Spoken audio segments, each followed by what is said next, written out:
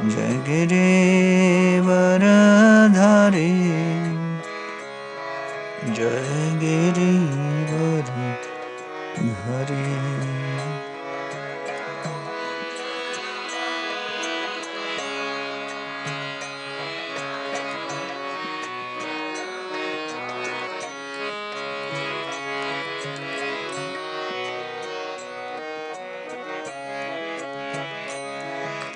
जय गोपी जन वल्लभा जय गिरिवरधारी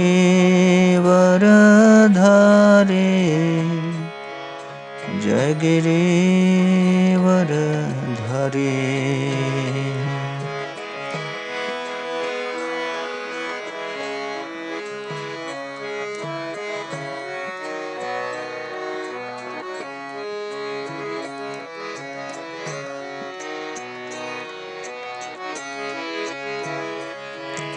जय यशोदानंदना जय ब्रज जन रंजना जय ब्रज जन रंजना।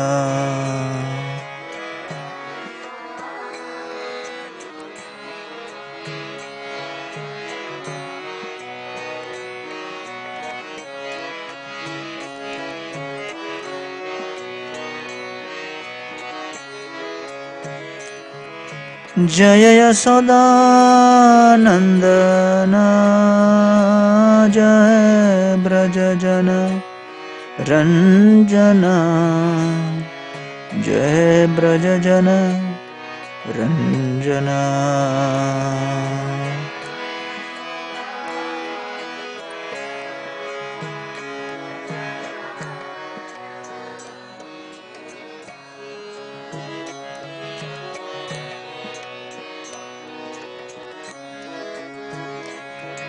जय यमुना तीरा बना चारे जय कुंज बिहारी।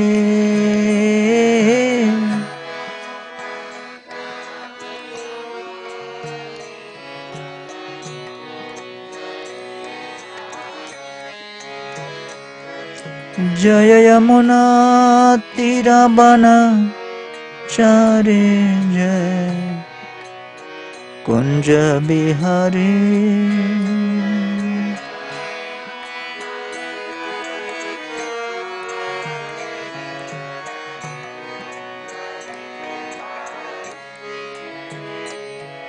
जय यमुना तीरा बना चारे जय कुंज बिहारी।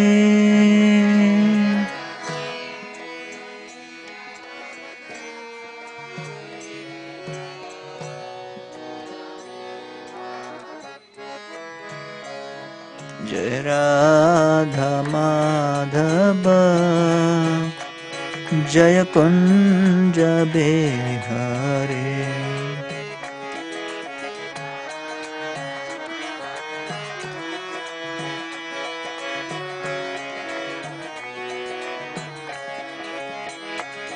जय राधा माधव जय कुंज बिहारी।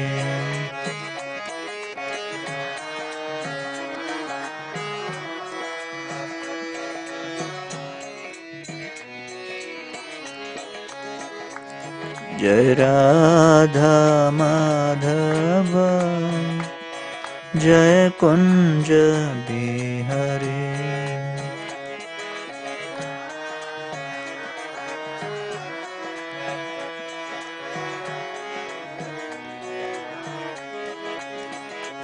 जय राधा रमन राधा रमन राधे।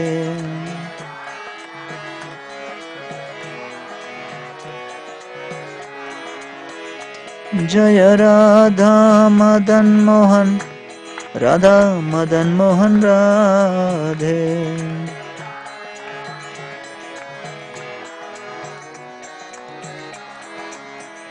प्रभुपाद प्रभुपाद प्रभुपाद जय प्रभुपाद।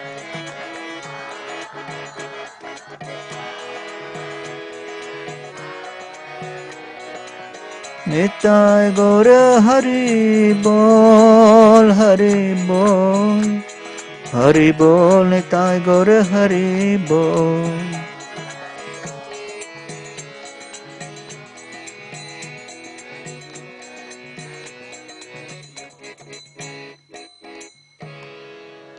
जय ओम विष्णुपाद परमहंस परिव्राजकचारष्टोत्तरस्य श्रीमद् हिज डिवाइन ग्रेस शिल भाई चरणारविंद भक्ति वेदांत गोस्वामी महाराज शिल प्रभुपाद की, इस्कॉन विबट संस्थापक आचार्य शिल प्रभुपाद की जय। ओम विष्णुपाद परमहंस परिव्राजकाचार्य स्तोत्रस्य श्रीमद् his divine grace Srila Bhakti सिद्धांत सरस्वती ठाकुर प्रभुपाद की, अनंत कोटि वैष्णव वृंद की, नामाचार्य श्री हरदास ठाकुर की। प्रेम से कहो श्री कृष्ण चैतन्य प्रभु नित्यानंद, श्री अद्वैत गदाधर श्रीवासदि गौर भक्त वृंद की। श्री श्री राधा कृष्ण गोप गोपीनाथ श्याम कुंड राधा कुंड श्री गिरि गोवर्धन की। ब्रजभूमि श्री वृंदावन धाम की। पुरुषोत्तम क्षेत्र श्री जगन्नाथपुरी धाम की। नवद्वीप मायापुर धाम की। गंगा माई जमुना माई की। भक्ति देवी तुलसी महारानी की। कलयुग पावन श्री हरिनाम संकीर्तन की। हरे कृष्ण महामंत्र की। Srila Prabhupada translational book distribution की। ताई गौर प्रेमानंदे। All glories to assembled devotees, all glories to assembled devotees, all glories to assembled devotees. All glories, all glories, all glories to Sri Guru and Sri Gauranga. ओम नमो भगवते वासुदेवाय। ओम नमो भगवते वासुदेवाय। ओम नमो भगवते वासुदेवाय।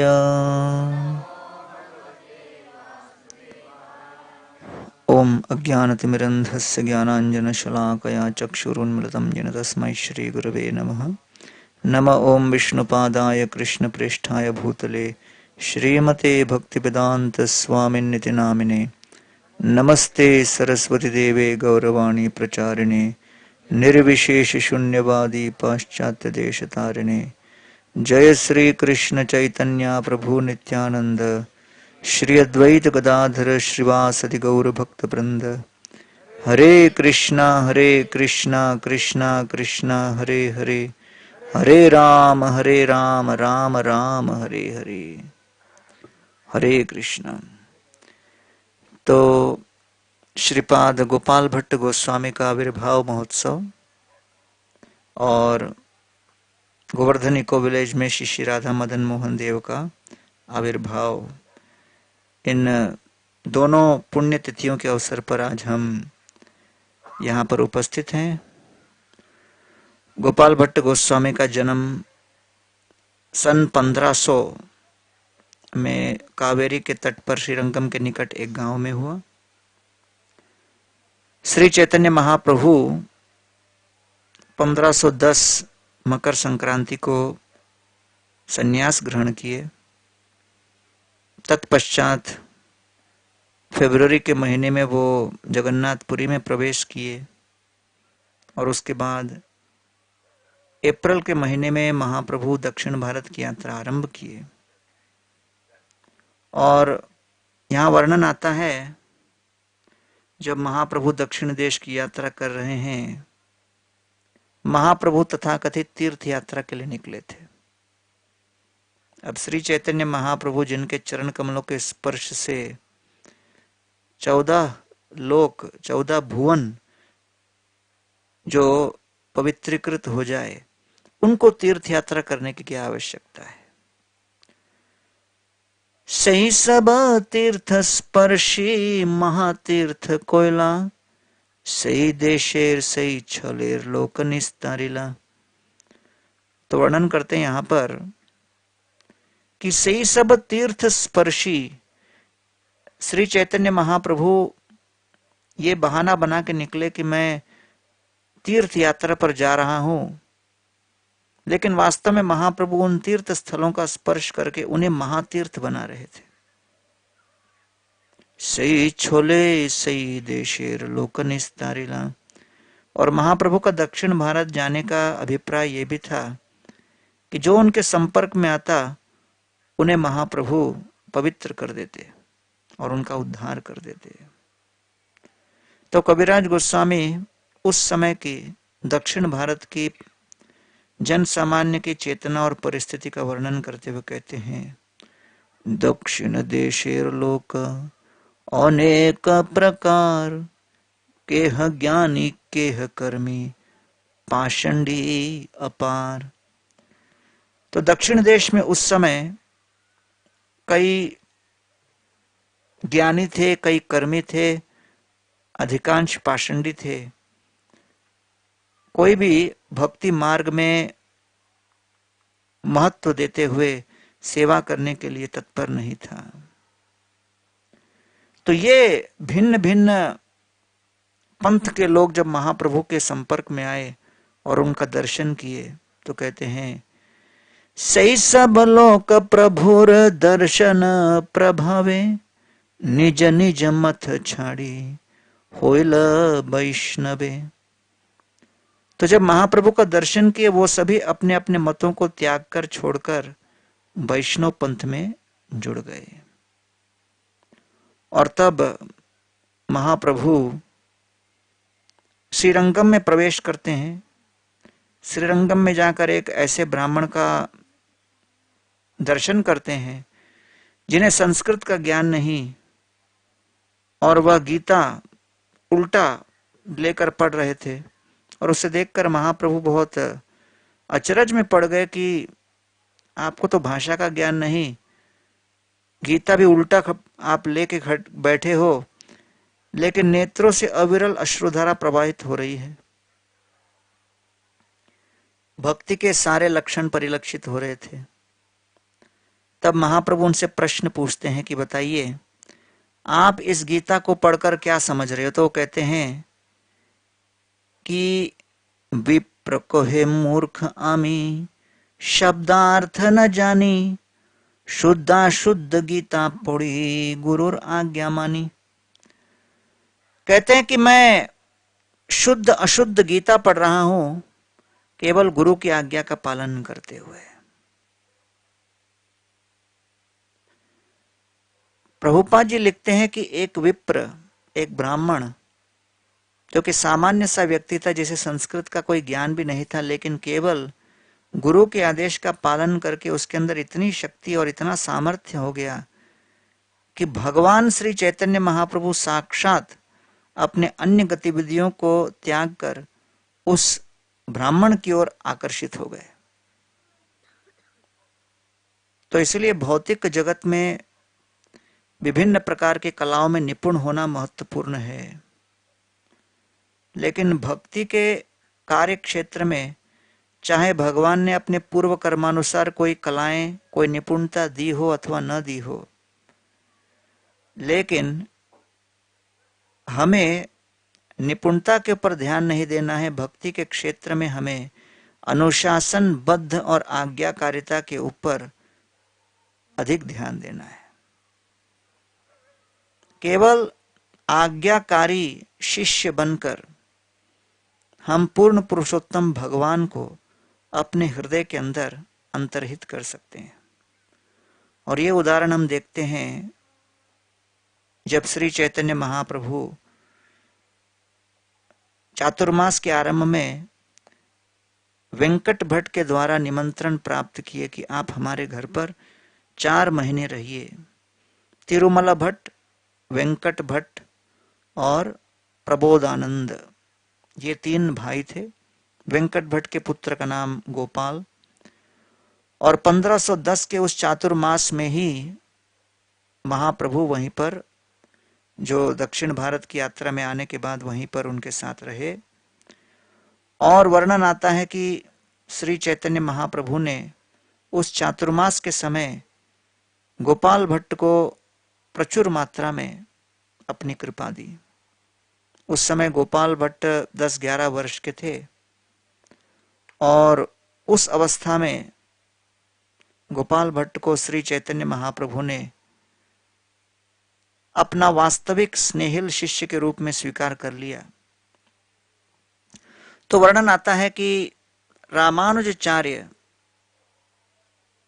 दो महत्वपूर्ण मुद्दे अपने शिष्यों को सिखाए और श्री चैतन्य महाप्रभु ने इन दो तत्वों को अपने संप्रदाय में स्वीकार किया। पहला कि ज्ञान कर्मादि अनावृतम भक्ति और दूसरा वैष्णव सेवा। ये दोनों भावों को श्री चैतन्य महाप्रभु ने रामानुज संप्रदाय से स्वीकार किया। तो जब महाप्रभु वेंकट भट्ट के निवास स्थान पर थे, उस समय वेंकट भट्ट ने अपने पुत्र गोपाल को यह आदेश दिया कि आपके जीवन का सबसे महत्वपूर्ण कर्तव्य है श्री चैतन्य महाप्रभु की सेवा करना। हर माता पिता का कर्तव्य बनता है कि वो अपने अधीनस्थ, उन पर आश्रित शिशुओं को भगवत भक्ति करने के लिए प्रेरणा दें और उनके लिए इस तरह संस्कार पैदा करें, वातावरण पैदा करें जिससे वो जीवन पर्यंत भक्ति करने के लिए प्रेरित बने रहे। तो गोपाल भट्ट इतने नन्हे से थे, लेकिन महाप्रभु और वेंकट भट्ट के बीच जो कृष्ण कथा से संबंधित चर्चाएं हो रही थीं, उसे वो सुनकर अभिभूत हो रहे थे। महाप्रभु ने वेंकट भट्ट के साथ उपहास पूर्ण कुछ आदान प्रदान किया। उसमें विस्मय, व्यंग्य, प्रेम, आनंद, इस सब का समावेश था। तो महाप्रभु कह रहे थे, वैसे चैतन्य चरितामृत में बहुत विस्तृत दिया गया है, लेकिन जो सारभूत ये था, महाप्रभु ब्रज भक्ति कैसे भाव से प्रेरित है और ब्रज भाव किस प्रकार ऐश्वर्य विहीन है, इस सिद्धांत को स्थापित करने के लिए लक्ष्मी जी का उदाहरण देते हैं कि बड़े बड़े ऋषि मुनिगण तपस्या करते हैं, वेद तपस्या करके भी भगवान श्री कृष्ण को प्राप्त कर लेते, लेकिन लक्ष्मी अब तक कृष्ण को प्राप्त नहीं कर पाई। इसके पीछे क्या कारण हो सकता है? तो वेंकट भट्ट ने कहा, प्रभु मेरी बुद्धि इतनी तो नहीं चलती, आप ही बता दीजिए।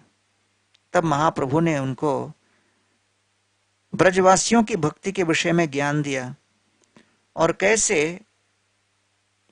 तत्व के दृष्टि से नारायण ये सभी भगवान श्री कृष्ण के ही विस्तारित स्वरूप हैं।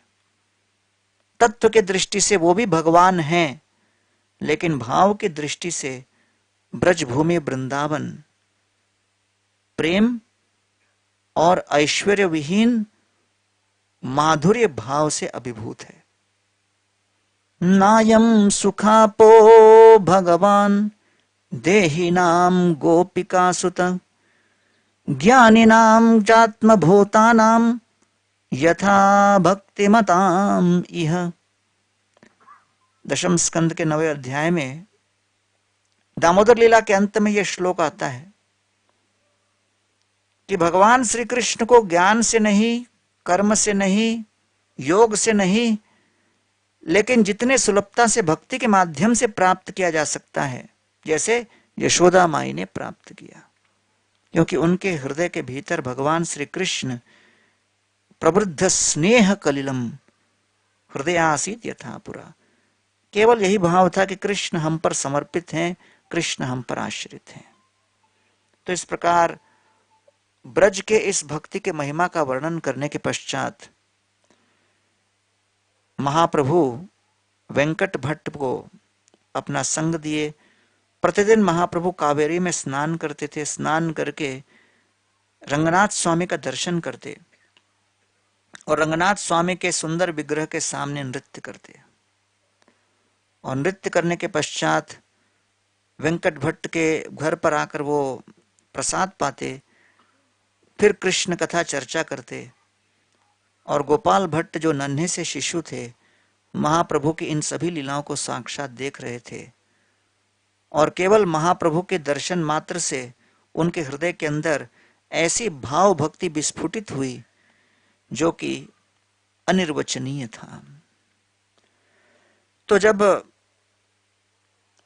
वेंकट भट्ट, जब गोपाल भट्ट एकांत में थे, तब वो श्री चैतन्य महाप्रभु के साथ जो अनुचर आए थे जिनका नाम था काल कृष्णदास, तो गुप्त रूप से वो काल कृष्णदास से प्रश्न पूछते थे कि जब चैतन्य महाप्रभु नवद्वीप नदिया में लीला किए, तो नदिया में जो लीला किए उसका कुछ वर्णन आप कीजिए। तो उसका वर्णन काल कृष्णदास किया करते थे। तो महाप्रभु के उन नवद्वीप की लीलाओं को सुनकर गोपाल भट्ट के हृदय में इतना प्रेम का उद्गम होता, वो आंखें बंद करके उच्च स्वर में आर्तनाद करते, बिलक बिलक कर रोते थे, उनका कंठ अवरुद्ध हो जाता था। शोकाकुल होकर विचार करते थे कि विधाता इतने क्रूर क्यों हैं,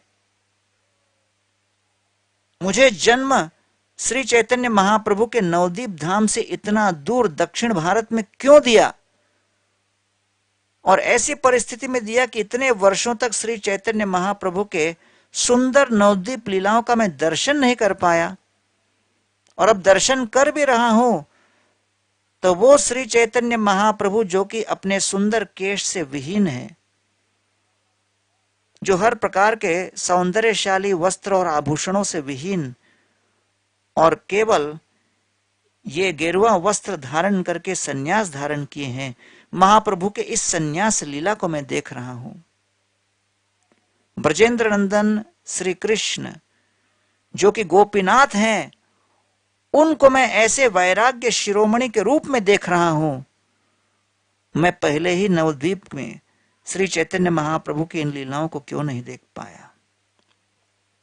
तो इसलिए वो अपने आप को कोस रहे थे, विधाता को कोस रहे थे, फिर कहने लगे नहीं, वास्तव में विधाता का इसमें कोई दोष नहीं, ये मेरे ही पूर्व कर्मों का परिणाम है कि मैं महाप्रभु को नवद्वीप में नहीं देख पाया। इसलिए कविराज गोस्वामी कहते हैं, नवद्वीपे एहि शक्ति न कोयला प्रकाशे, से शक्ति प्रकाशी निस्तरिला दक्षिण देशे।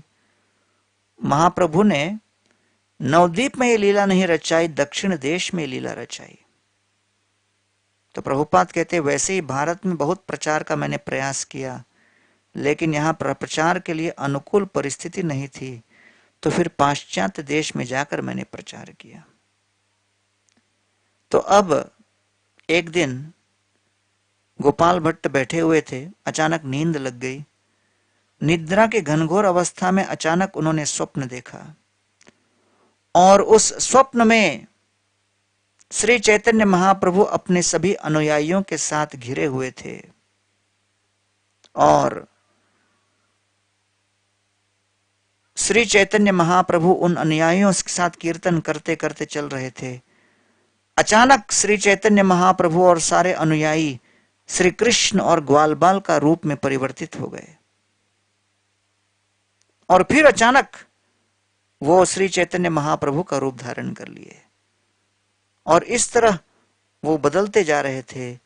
गोपाल भट्ट निद्रा भंग करके उठे और भागे भागे आए और श्री चैतन्य महाप्रभु के चरणों में गिरकर उच्च स्वर में रोने लगे।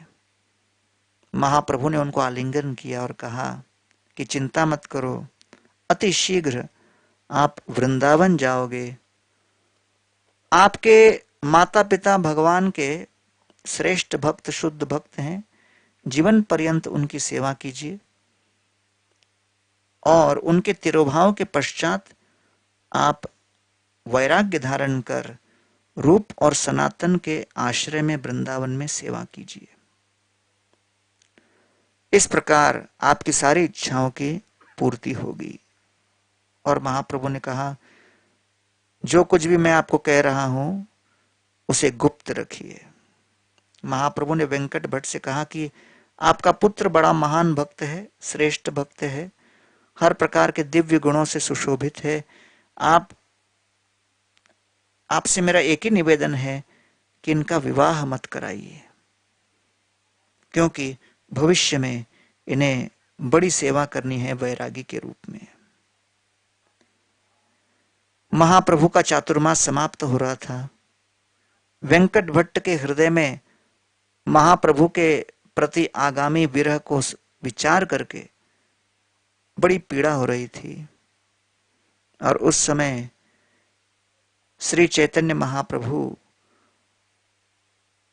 गोपाल भट्ट और वेंकट भट्ट को छोड़कर वहां से निकल पड़े और अपनी दक्षिण भारत की यात्रा को बनाए रखे।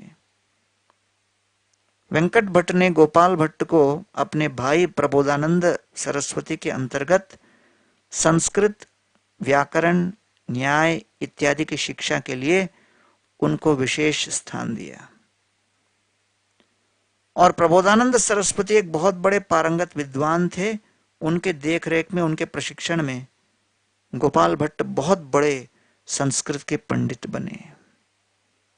और आगे चलकर जो श्रीमद् भागवत के आधार पर बना षट संदर्भ, ये षट संदर्भ का मूल रचना गोपाल भट्ट गोस्वामी ने की और तत्पश्चात जीव गोस्वामी ने उसे एक विशेष रूप दिया। तो गौड़ीय संप्रदाय में संस्कृत पांडित्य और व्याकरण के आधार पर जो मूल ग्रंथों का कार्य हुआ, उसमें गोपाल भट्ट गोस्वामी का बहुत बड़ा हस्तक्षेप रहा। तो इसमें हरि नामामृत व्याकरण के भी जो मूल पद हैं वो भी गोपाल भट्ट गोस्वामी ने ही दिए।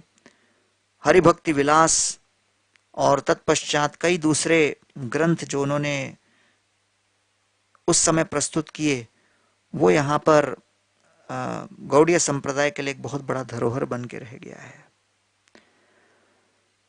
वेंकट भट्ट के घर पर एक दिन एक ब्राह्मण आए और वो वेंकट भट्ट की स्तुति करने लगे। कहने लगे कि आप लोगों का कितना बड़ा सौभाग्य है कि आपका इतना सुंदर सुशील पुत्र है गोपाल, जो कि भगवान का इतना अच्छा भक्त है और वो अपने माता पिता के प्रति इतना प्रेम भाव रखता है। और वेंकट भट्ट जब अपने पुत्र की भक्ति की स्तुति सुनने लगे, वो भी बड़े प्रसन्न हुए कि हाँ, ये ब्राह्मण इनकी स्तुति कर रहा है तो इनके भक्तिमय गुणों के लिए। तो राधानाथ महाराज अपने लेक्चर में कहते हैं कि हर माता पिता को अपने शिशुओं के, बच्चों के भक्ति में प्रगति को देखकर प्रसन्न होना चाहिए और उसमें प्रोत्साहन देना चाहिए। ये उनका कर्तव्य बनता है। Parents should feel happy when the child becomes devotee.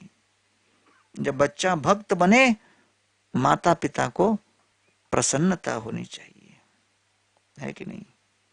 तो कई बार जब बच्चे अलग अलग मंदिरों में जाते हैं तो माता पिता प्रसन्न होते हैं, लेकिन बच्चे जब हरे कृष्ण मंदिर में आने लगते हैं, माता पिता चिंतित हो जाते हैं कि बेटा इस मंदिर में क्यों जा रहा है, इस मंदिर में बड़ा खतरा है।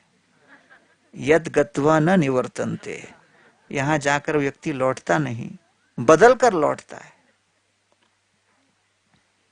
मैं जब मंदिर ज्वाइन हुआ तो उस समय मेरे कई रिश्तेदार सब परेशान थे कि क्या हो गया।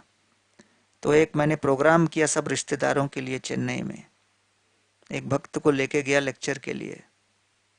उस भक्त ने उन सभी को प्रोत्साहित करते हुए कहा कि भागवत में कहा गया है कि किसी के परिवार में कोई भक्त बन गया तो उस परिवार की 21 पीढ़ियों का उद्धार हो जाता है। 21 पीढ़ियां वैकुंठ जाती हैं, तो आप लोग सभी कितने सौभाग्यशाली हो। तो लेक्चर के बाद मेरा कजिन मेरे पास आया और कहा कि देखो बेटा, भक्ति करते रहना, तुम छोड़ना मत, और कोई प्रॉब्लम हुआ तो मुझे बताना। मुझे ये नहीं पता था कि आपकी भक्ति करने से मुझे भी लाभ होगा। तो इसलिए जब वैराग्य चूड़ामणि सुखदेव गोस्वामी चक्रवर्ती सम्राट परीक्षित महाराज के सामने बैठे थे, कथा आरंभ करने से पूर्व परीक्षित महाराज उनका साधुवाद कर रहे थे और कहते हैं, अपि में भगवान प्रीत कृष्ण पांडु सुत प्रिय पैत्र सत्सेव्य प्रीत्यर्थम यत गोत्र स्यात बांधव। कहते हैं कि आप मेरे समक्ष आए हो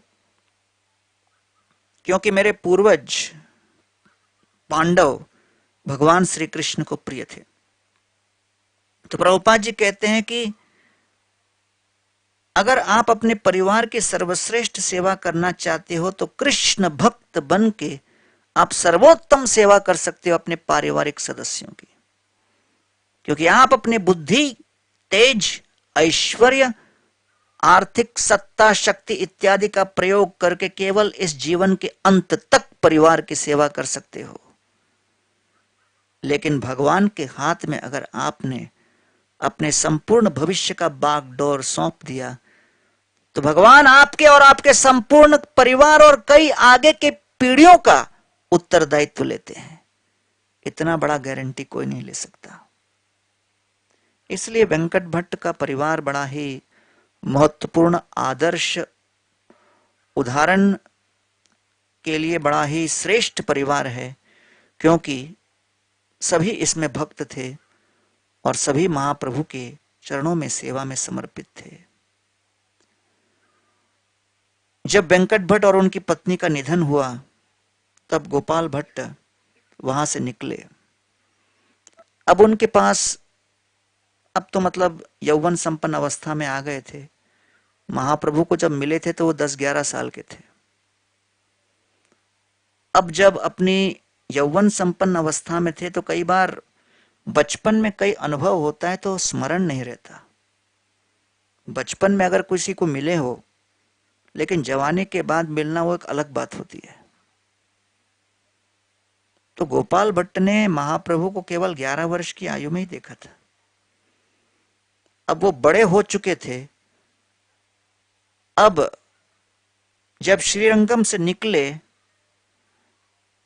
तब उनके पास 2 चॉइस था, या तो जगन्नाथपुरी जाएं, महाप्रभु के दर्शन करके फिर एक आशीर्वाद लें और फिर वृंदावन जाएं, या डायरेक्ट वृंदावन जाएं। अब डायरेक्ट वृंदावन जाएं तो महाप्रभु के दर्शन संभव नहीं थे। और महाप्रभु 1516 में जब जगन्नाथपुरी में आ गए तो 1516 में आने के पश्चात महाप्रभु फिर कभी जगन्नाथपुरी छोड़ के नहीं गए। 18 साल वहीं पर थे। अर्थात गोपाल भट्ट के लिए दूसरा कोई अवसर नहीं था महाप्रभु को मिलने का। अगर आप उनकी जगह होते तो कहां जाते पहले? पुरी की वृंदावन? पूरी और भाजी तो सोचो, हम लोग सभी सोचते हैं कि अरे सबसे लॉजिकल बात है, थोड़ा 1-आध महीना एक्स्ट्रा होगा लेकिन थोड़ा ऊर्जा लेके जाएंगे, उत्साह लेके जाएंगे। महाप्रभु महावदन्याय हैं, कृपालु अवतार हैं, लेकिन उनके सारे अनुयायियों को बड़े कठोर अनुशासन की लकीर के अंतर्गत बांध के रखा। जीव गोस्वामी ने तो 9 महीने की उम्र में महाप्रभु को देखा।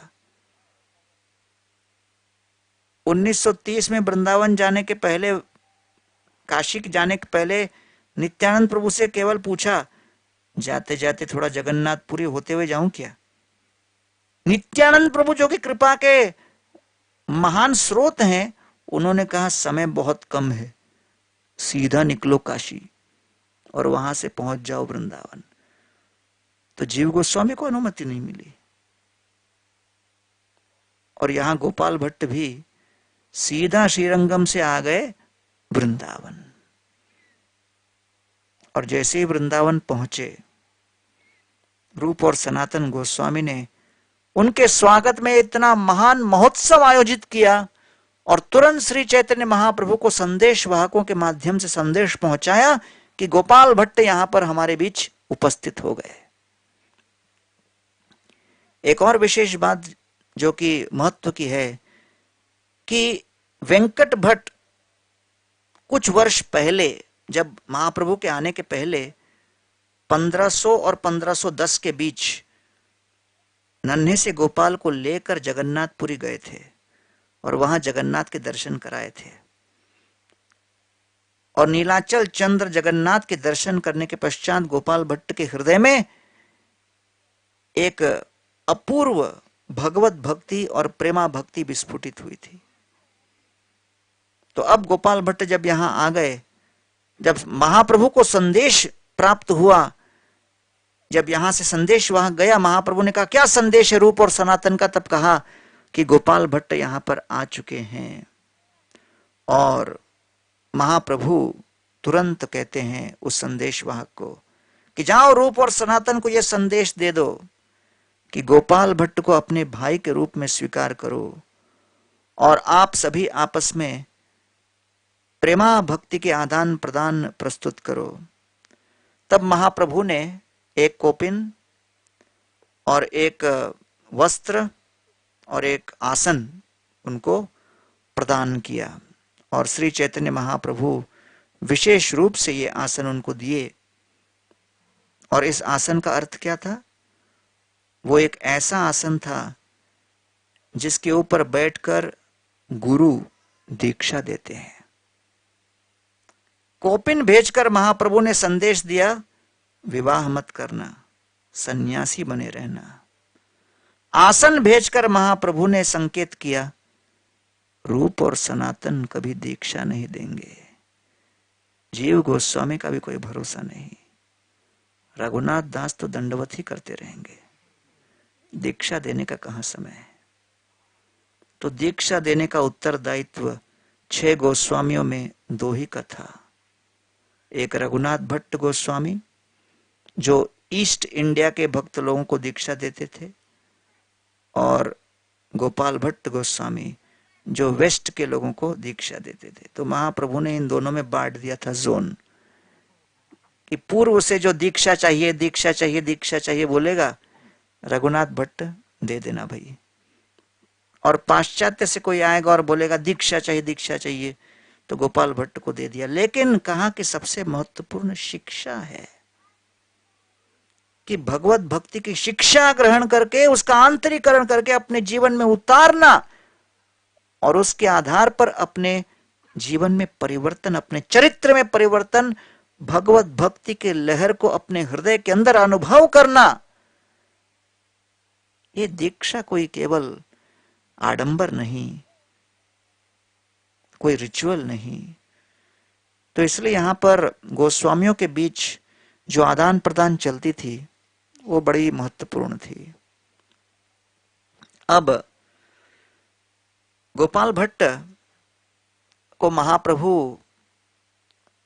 पहले ही संकेत कर दिए थे कि आपको सेवा करनी है शालिग्राम की, और इस शालिग्राम की सेवा करते रहोगे तो राधा रमन प्रकट होंगे। तो गोपाल भट्ट पहले से ही मन ही मन संकल्प करते रहते, स्वप्न देखते रहते, मनन करते रहते एक ऐसे राधा रमन के विग्रह की जिनका मुखारविंद गोविंद देव की भांति, वक्षस्थल गोपीनाथ की भांति और चरण कमल मदन मोहन की भांति। तो श्री चैतन्य महाप्रभु के आदेशानुसार शालिग्राम शिला ढूंढने के लिए वो गांडकी नदी में उत्तर भारत की ओर चले गए। तो जब उत्तर भारत में गए तो माधव शर्मा नाम के ब्राह्मण के घर पर देवगंगा में रुके, और उनके 2 पुत्र थे जिनका नाम था दामोदर और गोपीनाथ। दोनों पिताजी ने दोनों पुत्रों को गोपाल भट्ट गोस्वामी के चरणों में समर्पित किया। एक बन गए गोपीनाथ गोस्वामी, दूसरे बन गए दामोदर गोस्वामी। अब वहां से वो आगे गए, गांडकी नदी में स्नान कर रहे थे। स्नान करके डुबकी लगाया तो हाथ में शालिग्राम आए। एक नहीं 12 शालिग्राम। उन 12 शालिग्राम को लेकर वो लौट के आए और नित्य प्राय उनकी पूजा कर रहे थे। सेवा पूजा करते करते प्रतिदिन वो विचार करते रहते कि कब वो राधा रमन देव प्रकट होंगे। तो एक दिन की बात है, कोई एक व्यापारी आए और उन्होंने वृंदावन के सभी विग्रहों के लिए सुंदर सुंदर उपहार भेंट स्वरूप दिए, वस्त्र दिए, अलंकार दिए, गोविंद देव के लिए, मदन मोहन के लिए, गोपीनाथ के लिए। और तब जब इनको ये भेंट दिए, तब गोपाल भट्ट सोच रहे थे कि अरे मेरा तो शालिग्राम है। फिर सोचने लगे अगर ये शालिग्राम एक सुंदर त्रिभंग स्वरूप धारण करेंगे तो मैं भी इनका श्रृंगार कर सकता हूं। नरसिंह चतुर्दशी का दिन था। कैसे नरसिंह देव प्रहलाद महाराज की इच्छा अनुसार सत्यम विधातुम निजभृद्यभाषितम व्याप्तिम च भूतेषु अखिलेषु चात्मन, कैसे उस अदृश्यताम अद्भुत रूपमुद्वहम स्तंभे सभायाम न मृगम न मानुष, कैसे स्तंभ से प्रकट हुए ये मनन कर रहे थे और सोच रहे थे कि इस शालिग्राम से अगर भगवान प्रकट होंगे तो कितना श्रेष्ठ होगा। ऐसा जब सोच ही रहे थे, अगले दिन प्रातःकालीन जब वो उनकी निद्रा भंग हुई तो उन्होंने देखा कि उस शालिग्राम से, दामोदर शालिग्राम से भगवान राधा रमन प्रकट हुए। और राधा रमन देव केवल 12 इंच के थे। और उनको देखकर वो इतने अचरज में पड़ गए कि ये क्या है। और सभी दूसरे गोस्वामियों को बुलाया, सब आ गए उनके पास और सब राधा रमन देव की सेवा पूजा करने लगे। बड़े प्रसन्नता के साथ वहां पर उत्सव मनाया गया। राधा रमन देव जो यहां प्रकट हुए वो गोपाल भट्ट गोस्वामी के आराध्य देव बने। अब उस समय वर्णन आता है कि ये था 1542। तो अंदाज से जीव गोस्वामी सबसे अंत में आए 1540-41 के आसपास काशी में पढ़ने के बाद, और 1557 में अपने सनातन गोस्वामी दिवंगत हुए और 1565 में रूप गोस्वामी पाद दिवंगत हुए। तो सारे 6 गोस्वामी लगभग 16-17 वर्ष के लिए ही एक साथ रहे।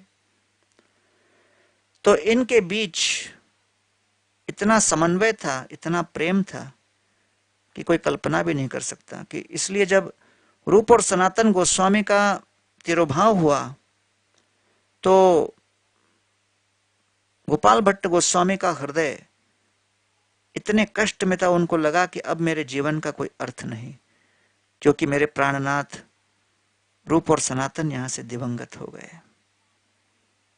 लेकिन क्योंकि रूप और सनातन के आदेश को उन्होंने स्वीकार किया था अपने प्राणधन के रूप में, इसलिए वो अपने आप को बनाए रखे। और इसलिए कविराज गोस्वामी कहते हैं, जैसे चैतन्य चरितामृत में जब महाप्रभु और रामानंद राय का संवाद होता है कि सबसे बड़ा कष्ट, सबसे बड़ा दुख क्या है? वैष्णव विरह, वैष्णवों से विरह है कि नहीं। स्वजीवनादिकं प्रार्थ्यम श्री विष्णु जन संगत विच्छेदेन क्षणम चात्र न सुखांशम लभामहे। एक क्षण के लिए अगर वैष्णव से हम दूर हो जाएं तो सबसे बड़ा दुख और कष्ट का कारण बनता है। तो अब गोपाल भट्ट गोस्वामी कई शिष्यों को अब स्वीकार करने लगे, जैसे आदेश हुआ था, और उस आदेश के अनुसार वो उन्हें दीक्षा दे रहे थे। अधिकतर जो, जैसे पहले ही एक अग्रीमेंट हो गया था, जो ईस्ट से आएंगे उनको रघुनाथ भट्ट गोस्वामी देंगे और जो वेस्ट से आएंगे उनको गोपाल भट्ट देंगे। लेकिन श्रीनिवास आचार्य एक एक्सेप्शन रहे, जो कि बंगाल से आए लेकिन श्री चैतन्य महाप्रभु की इच्छा थी, इस तरह लोग कहते हैं, और इसलिए गोपाल भट्ट ने स्वयं उनको दीक्षा दी। और श्रीनिवास आचार्य को दीक्षा देने के पश्चात उन्होंने उन्हें जीव गोस्वामी के अंतर्गत शिक्षा के लिए नियोजित किया। तो इसलिए गोस्वामियों के बीच इतना प्रेम था कि वो एक दूसरे के सभी शिष्यों को बड़े सम्मान पूर्वक भगवान की संपत्ति मानकर जो आवश्यक हो वही करते थे। तो इस प्रकार समय बीतता चला गया और गोपाल भट्ट गोस्वामी वयोवृद्ध अवस्था को प्राप्त हुए।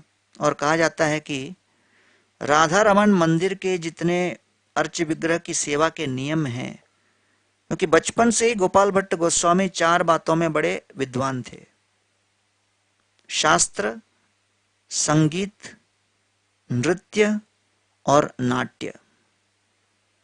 ये 4 उनकी स्पेशलिटी थी। तो और कहा गया है कि वृंदावन में संगीत, नृत्य, संगीत और नृत्य के इस श्रृंखला को प्रायः गोपाल भट्ट गोस्वामी ने ही आरंभ किया। लेकिन इतने बड़े विपुल विद्वान होते हुए भी, जिन्होंने वास्तव में इतने सारे शास्त्रों की नींव डाली, और वास्तव में 6 गोस्वामियों में जो दीक्षा गुरु थे, गोपाल भट्ट गोस्वामी और रघुनाथ भट्ट गोस्वामी, ये दोनों दीक्षा गुरु थे 6 गोस्वामियों में। लेकिन 6 गोस्वामियों में ये 2 एकमात्र दीक्षा गुरु होते हुए भी इन दोनों के विषय में सबसे कम जानकारी है। रघुनाथ भट्ट गोस्वामी ऐसे गुरु थे जिनके शिष्य कई राजपूत बन गए, मानसिंह इत्यादि भी उनके ही शिष्य बने, तोड़ारमल उनके शिष्य बने, और उनके शिष्यों ने सारे लाल पत्थर सप्लाई कर कर पूरे वृंदावन का नव निर्माण किया। तो वेरी प्रोमिनेंट। लेकिन वहां पर हर गोस्वामी अपने कार्यक्षेत्र के अंतर्गत अपने अनुशासन की सीमा को स्वीकार करते हुए संतुष्ट थे। जब कविराज गोस्वामी चैतन्य चरितामृत लिखने का क्रम आरंभ कर रहे थे, तब वो सभी गोस्वामियों के पास और सभी ब्रजवासियों के पास जा रहे थे और उनसे आज्ञा ले रहे थे। वैष्णवेर गुणग्राही न देखाए दोष, कय मने वाक्य कोरे वैष्णव संतोष। तो हरिदास पंडित के पास भी गए, जो कभी वैष्णवों का दोष नहीं देखते थे, और तब इन सभी वैष्णवों ने उनको महाप्रभु की शेष लीलाओं का वर्णन करने का आदेश किया, है कि नहीं? तो सभी वैष्णवों ने जब महाप्रभु की शेष लीलाओं का वर्णन करने को कहा, तब उस समय कविराज गोस्वामी गोपाल भट्ट गोस्वामी के पास भी आए और कहा कि मुझे भी आप आशीर्वाद दीजिए। गोपाल भट्ट गोस्वामी ने कहा, मैं तभी आशीर्वाद दूंगा एक शर्त पर कि आप मेरे विषय में एक शब्द नहीं लिखोगे। तो इसलिए चैतन्य चरितामृत में गोपाल भट्ट गोस्वामी का कोई वर्णन नहीं। वैसे ही नरहरि सरकार के भक्ति रत्नाकर में भी कोई वर्णन नहीं, बहुत कम वर्णन है। तो अधिकांश जितने वैष्णव ग्रंथ हैं उसमें गोपाल भट्ट गोस्वामी का बहुत ही संक्षिप्त वर्णन, जितना उन्होंने कार्य किया उसके मापदंड में बहुत कम वर्णन है। कहा गया है कि गोपाल भट्ट गोस्वामी कौन रहे? कहीं कहते हैं अनंग मंजरी, और उसी श्लोक में गौड़ गणोदेश दीपक कहते हैं कि वो गुण मंजरी भी रहे। तो इसलिए जितने भी मंदिर हैं वृंदावन के, उन सप्त देवालयों में सबसे उत्कृष्ट जो अर्च विग्रह की आराधना, सेवा, पूजा वो राधा रमन मंदिर में होती है। और उस समय गोपाल भट्ट गोस्वामी के जमाने में श्रीरंगम से वहां से अग्नि लेके आए थे और उस अग्नि से राधा रमन मंदिर के डीटी किचन में अग्नि प्रज्वलित की गई। और पिछले 500 वर्षों से राधा रमन मंदिर में डीटी किचन में वो अग्नि अभी भी प्रज्वलित है और उसी के ऊपर राधा रमन के लिए भोग आज भी बन रहा है। श्रील प्रभुपाद जी ने अपने शिष्यों को आदेश किया कि इस्कॉन के डीटी वर्शिप स्टैंडर्ड को सुधारने के लिए आप लोग राधा रमन मंदिर का एक एग्जाम्पल स्वीकार करो।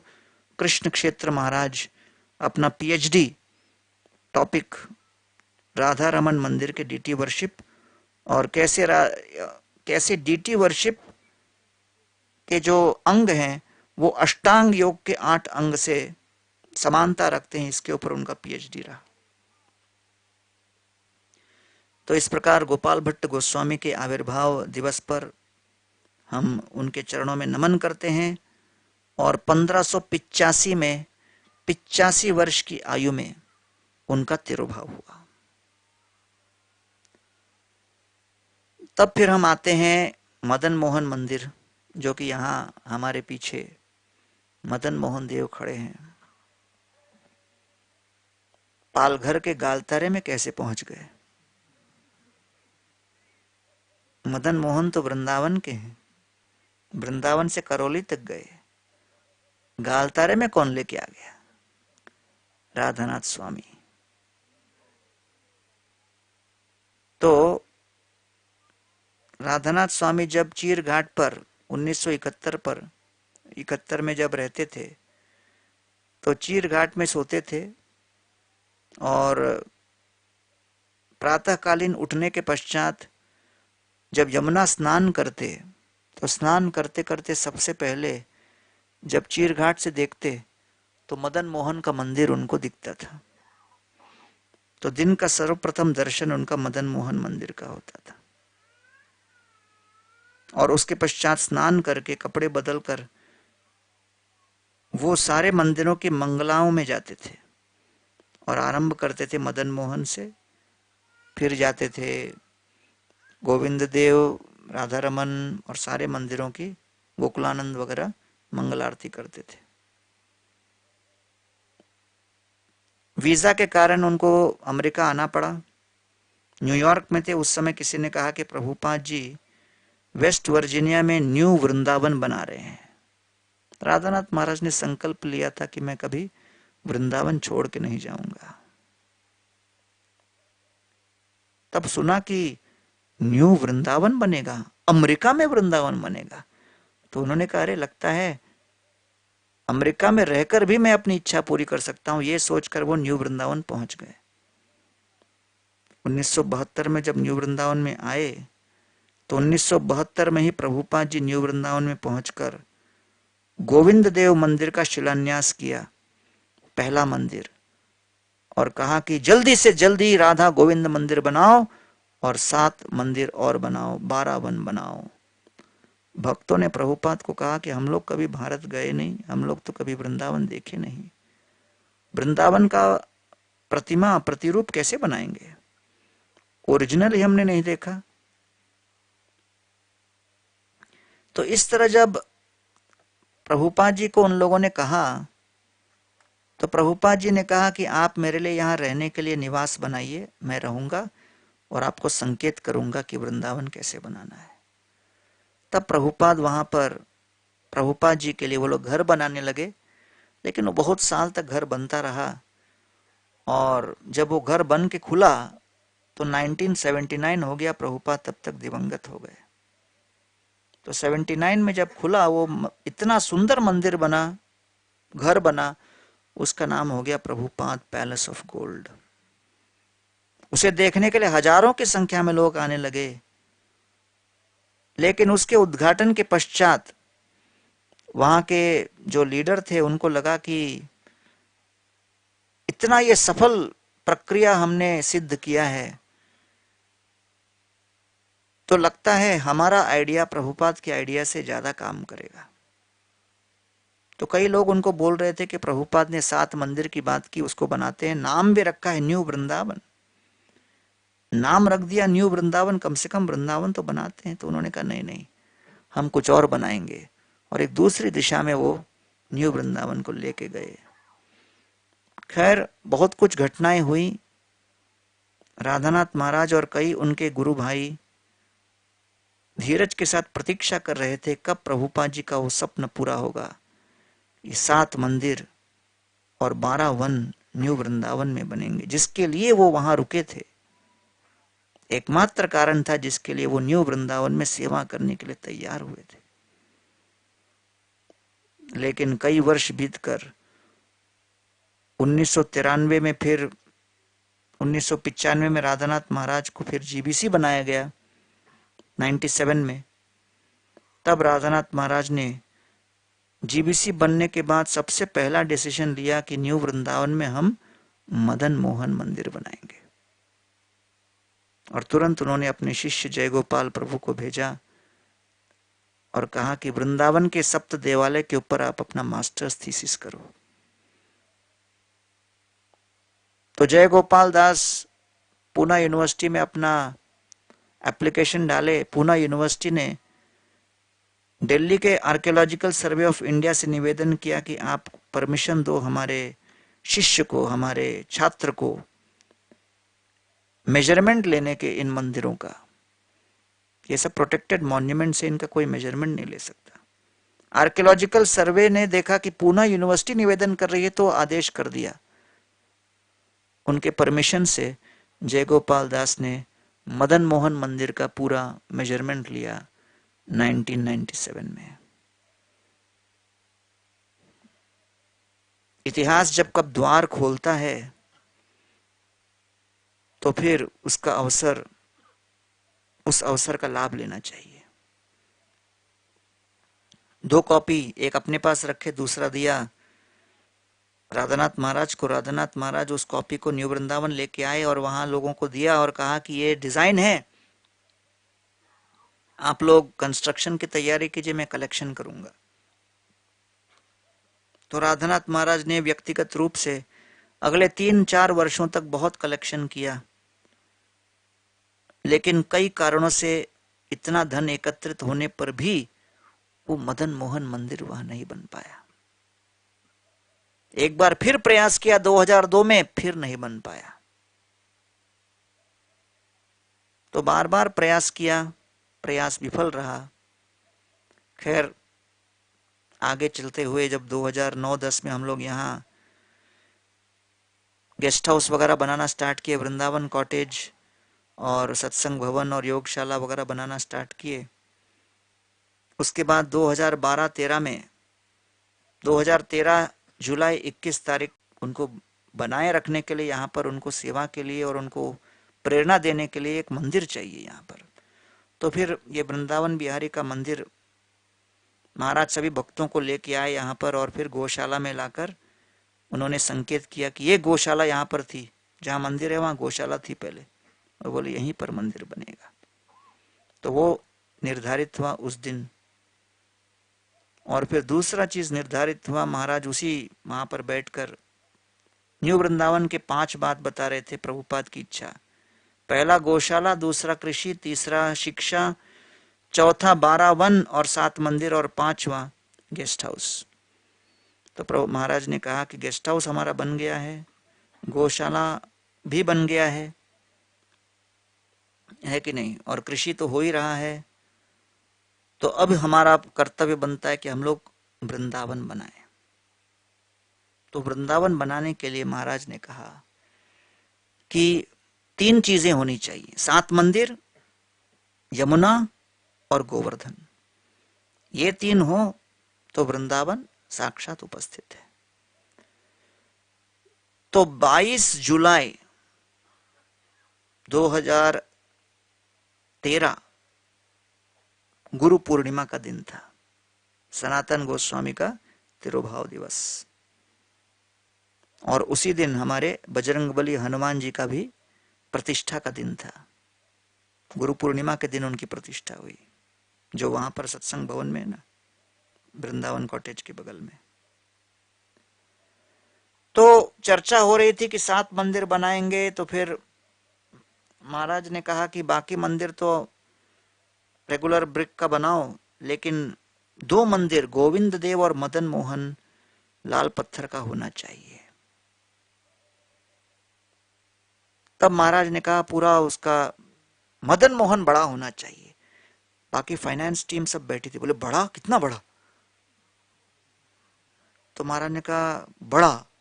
तो बोला अरे कितना बड़ा, इतने पैसे थोड़ी हैं। तो महाराज ने कहा ठीक है आधा। तो महाराज की तो पहले से ही इच्छा थी बड़ा, लेकिन जब सबका रिएक्शन देखा तो महाराज ने चुपचाप उसको आधा कर दिया और फिर 30-35 फीट का वहां बना दिया। तो वहां पर बिल्कुल, तो फिर सब पूछने लगे कहां से आएगा, बजट नहीं है, बजट नहीं है। तो आनंद गोपाल प्रभु बैठे थे। आनंद गोपाल प्रभु तुरंत बोले महाराज मैं स्पॉन्सर करूंगा मदन मोहन मंदिर। तो महाराज ने तुरंत कहा कि सनातन गोस्वामी की कृपा आप पर बनी रहे। तो ऑन द स्पॉट वो मदन मोहन मंदिर वहां स्पॉन्सर हुआ। और फिर महाराज सभी भक्तों को लेके घूम रहे थे और कहां पर मदन मोहन बनेगा हमारा। तो फिर वहां पे सबसे पहले अभी जो ब्रह्मांड घाट है पहले वहां पर होने वाला था,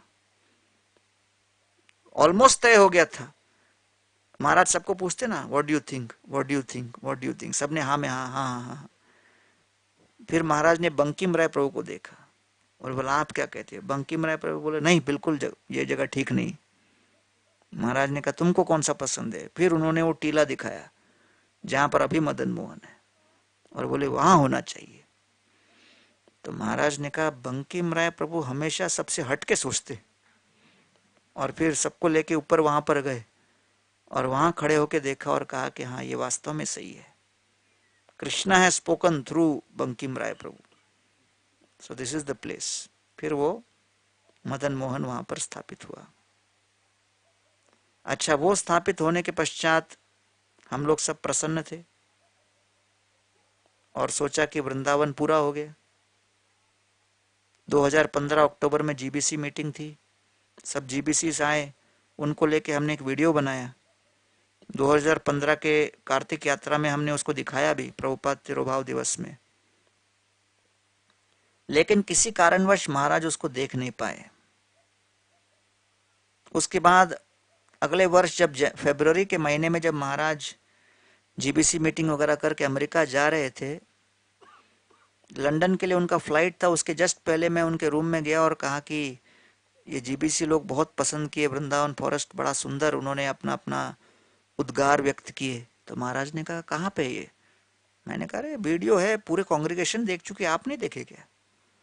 महाराज ने कहा तुम लोग मुझे कुछ दिखाते ही नहीं हो। मैंने कहा अरे पंडाल में इतना जोर से चल रहा था। तो महाराज ने कहा मैं तो उस समय गोवर्धन पैलेस में गया था प्रभुपाद फेस्टिवल मनाने, मैंने कहाँ देखा, तो लेके आओ। तो लैपटॉप में लाकर उनको दिखाया। लगभग 7 या 12 मिनट का वो वीडियो है वृंदावन फॉरेस्ट। उसमें सब लोग स्तुति कर रहे, भक्ति चारू महाराज है, गोपाल कृष्ण महाराज हैं, लोकनाथ महाराज हैं, अपने भक्ति पुरुषोत्तम महाराज, गोविंद महाराज, भक्ति चैतन्य महाराज, देवामृत महाराज, सब लोग, बद्री नारायण महाराज, सब उसमें बोल रहे हैं। और महाराज को देखते देखते उनका, महाराज की मुस्कान बढ़ती चली गई, बढ़ती चली गई, बढ़ती चली गई। और लास्ट में इतना जोर से मुस्कुराते हुए, फिर जैसे ही वो वीडियो समाप्त हुआ, महाराज मुझे देख के कहते हैं मेरे मन में एक आइडिया आया है। तो मैंने कहा मुझे बड़ा डर लग रहा है। महाराज ने कहा बताऊं क्या? मैंने कहा बता ही डालो। तो महाराज ने कहा अब हम एक मदन मोहन मंदिर बनाएंगे। मैंने कहा वो तो बन चुका। महाराज ने कहा नहीं, फुल साइज,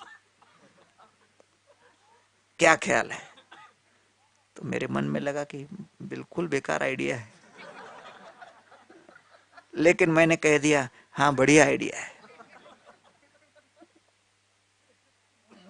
और फिर महाराज, मतलब मेरे तो दिमाग में समझ में नहीं आ रहा था कि क्या जरूरत है।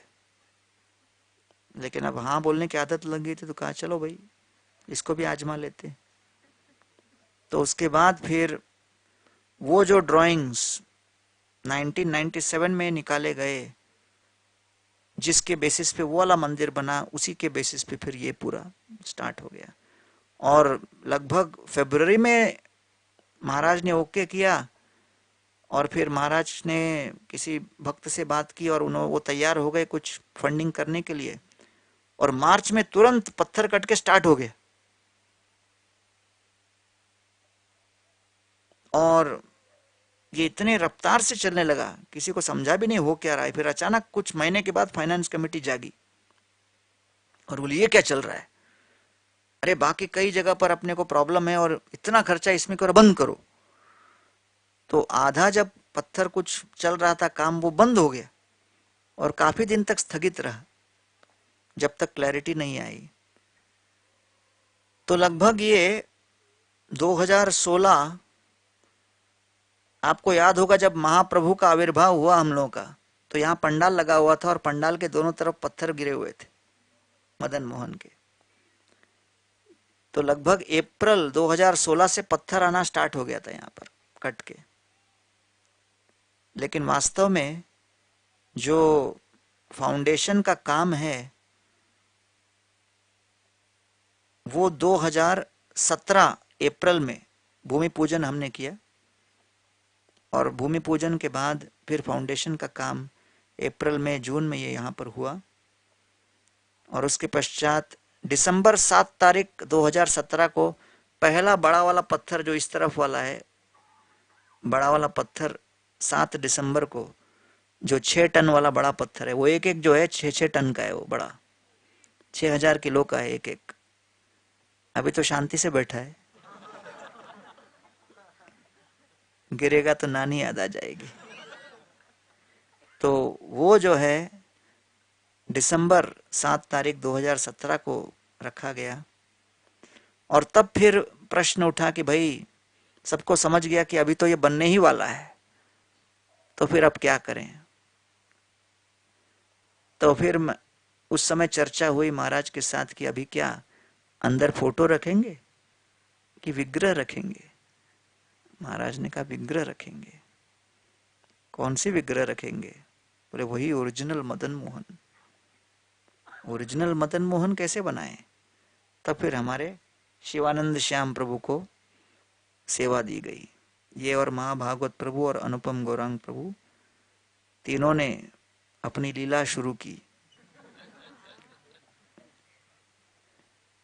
और तब जो है बड़े विस्मयजनक रूप से, क्योंकि बड़ा कठिन था, मेजरमेंट ले नहीं सकते है कि नहीं। तो फिर वो गए और वहां पर करौली में जाकर जब खड़े थे तो वहां देखे कि मदन मोहन के ऊपर कौन सा गार्लैंड लगा हुआ है।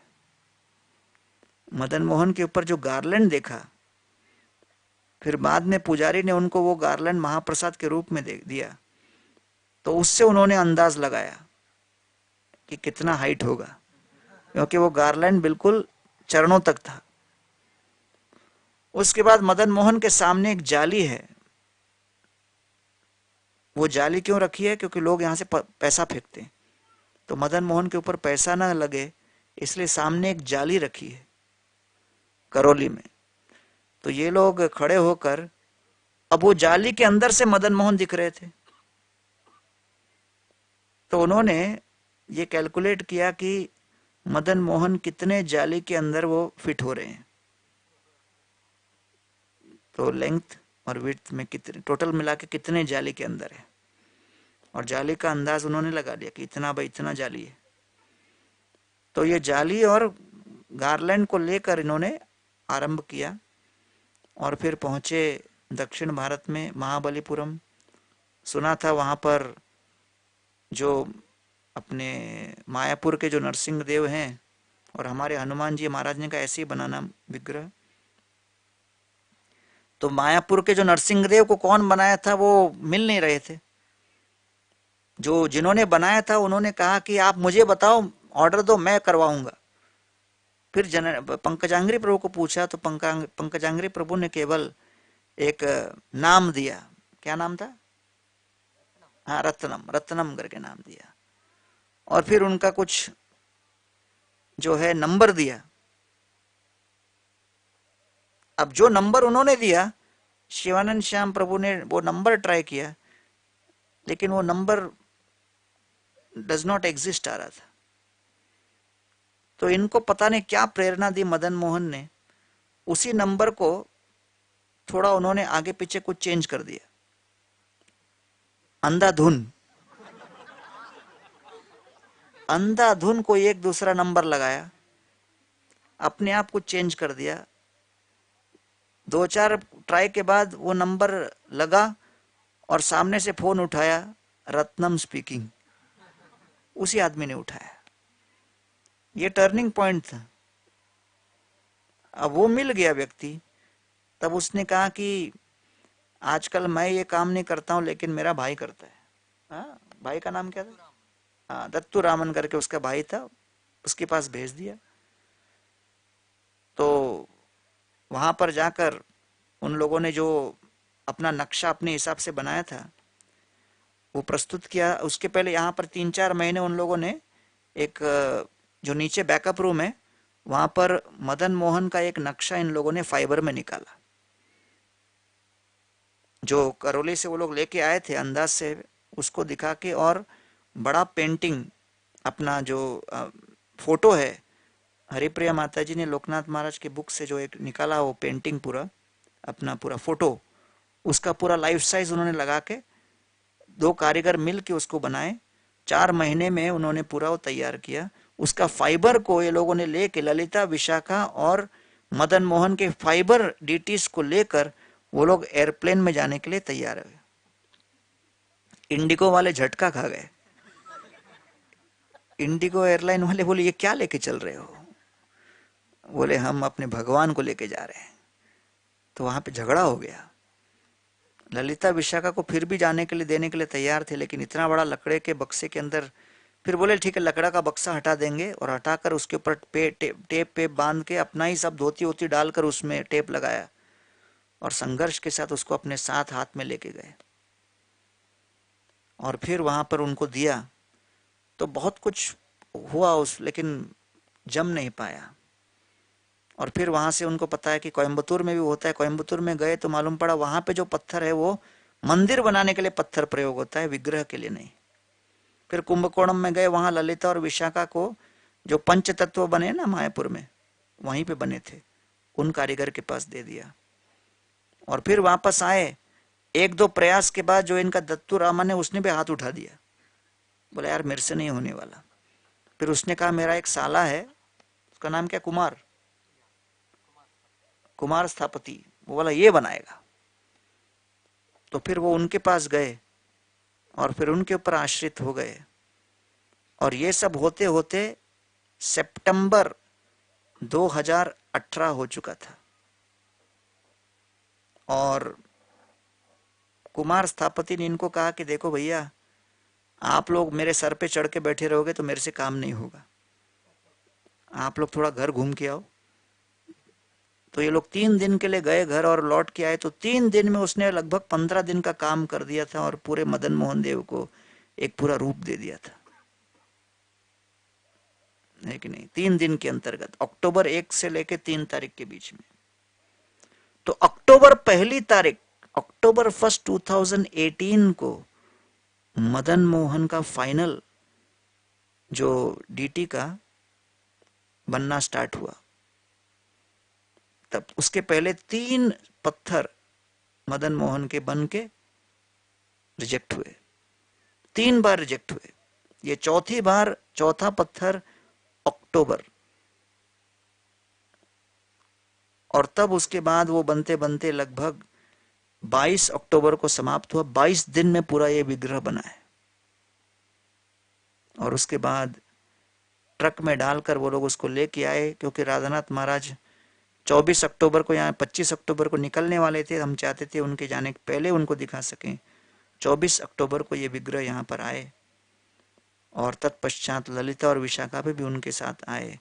ललिता विशाखा भी जो पहला बार बने थे वो रिजेक्ट हो गए थे, कुछ गलती हो गई थी, फिर उसको कास्ट किया। तो इस प्रकार ये तीनों विग्रह जब यहाँ पर आकर राधानाथ महाराज ने उनको देखा, तो महाराज ने देखकर उनको सर्टिफाई किया कि ये बिल्कुल ओरिजिनल मदन मोहन जैसे ही हैं।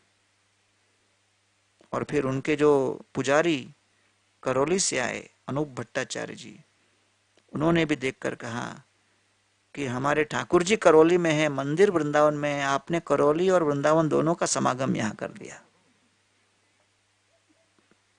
तो मदन मोहन देव जब यहाँ प्रकट हुए तब महाराज ने उस रात्रि को हम सभी को कहा कि अब मदन मोहन देव यहाँ आ गए हैं, वृंदावन धाम पूरी तरह प्रकट हो गया। अब मदन मोहन हजारों की संख्या में लोगों को अपनी ओर आकर्षित करेंगे। तो जनवरी 25 तारीख को हमने 2019 को प्रतिष्ठा किया।